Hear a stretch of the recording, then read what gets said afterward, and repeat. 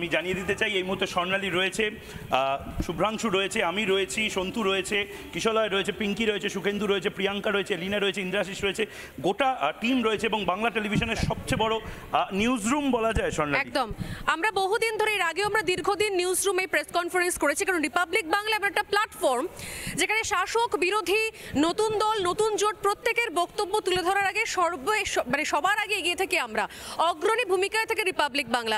এবারও হুমায়ুন কবিরের খবর আমরা প্রথম ব্রেক করেছিলাম দাদা, আপনার খবরটা, আর এখন হুমায়ুন কবির আমাদের মধ্যে উপস্থিত রয়েছেন।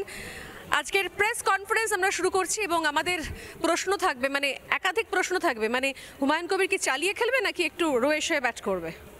আপনার প্রশ্ন আগে করুন, তারপরে চালিয়ে খেলবো, ছক্কা মারবো না স্লো খেলবো সেটা তো প্রশ্ন। আমি স্বর্ণালী, শুভ্রাংশু সবাইকে বলছি, এটা আমি বলি কি, হুমায়ুন কবির কলকাতা শহরের একটা অত্যন্ত বড়, অত্যন্ত ঝাঁ চকচকে হোটেলে একটি ঘরে থাকছেন। আমাকে অনেকে জিজ্ঞেস করলো যে হুমায়ুন দা এত টাকা কোথায় পেলেন? এই টাকা কি কোনোভাবে 9, 6, 7, 5 কিছু হচ্ছে? 4 ঘন্টা ফেসবুক লাইভ করে আপনি 3-4 কোটি টাকা একদিনে তুলেছেন। দেখুন, আমার যে ট্রাস্টটি থেকে আমি বাবরি মসজিদের ভিত্তি স্থাপন করেছি, সেই ট্রাস্টটির সর্বময় কর্তা আমি।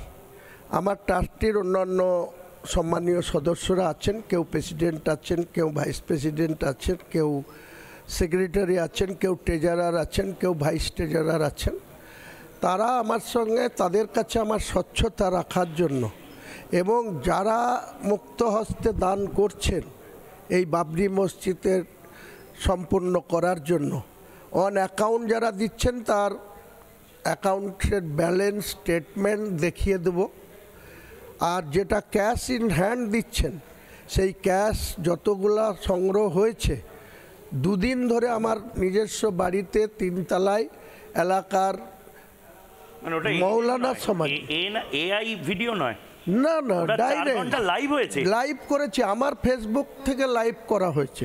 স্বচ্ছতা বজায় রাখার জন্য আমার মনে হয় বাংলার রাজনীতির যত দল রয়েছে, 34 বছরের লেফট ফ্রন্ট সরকার বলুন, 14 বছরের টিএমসির গভর্নমেন্ট বলুন, তার আগে কংগ্রেসের গভর্নমেন্ট বলুন, কোনো রাজনৈতিক দল এইভাবে কারোর সাথে যেটা চাঁদা পেয়েছে বা টাকা তুলেছে, সেই টাকার উৎস কি সেটা সাধারণ মানুষের কাছে এইভাবে ওপেন কেউ হুমায়ুন বাবু, এই পশ্চিমবঙ্গে দাঁড়িয়ে কোনো রাজনৈতিক দল এভাবে কোথাও কখনো মসজিদও তৈরি করতে যায়নি। আপনি নতুন দল তৈরি করার আগে মন্দির তো তৈরি করছে বাংলার মুখ্যমন্ত্রী। রাজনৈতিক দল আপামর জনগণের টাকায়, ট্যাক্সে যে সরকার চলে, সরকারের কর্মচারীদের দিয়ে দিতে পারে না, সেখানে তো 250-300 কোটি টাকা খরচ করে মন্দির তো করছে।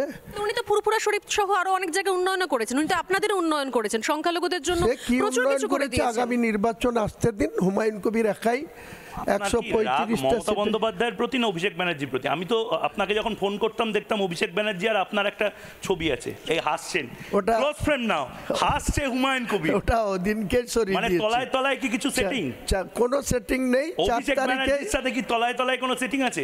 4 তারিখে যখন টাকা দেবেন, 4 তারিখে যখন জানতে চায় বাংলার জমির জন্য টাকা পয়সা দেবেন, 4 তারিখে যখন তৃণমূল কংগ্রেস আমাকে সাসপেন্ড করেছেন, জনাব ফিয়াদ হাকিম, কলকাতার মেয়র এবং আরবান ডিপার্টমেন্টের মন্ত্রী, 1 মিনিটের মধ্যে আমি আমার ডিপি থেকে অভিষেক বন্দ্যোপাধ্যায়, মমতা বন্দ্যোপাধ্যায়ের ছবি সরিয়ে দিয়েছি।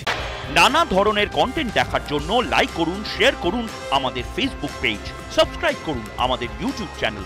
পাশাপাশি অন্যান্য ব্রেকিং নিউজের জন্য অবশ্যই চোখ রাখুন রিপাবলিক বাংলায়।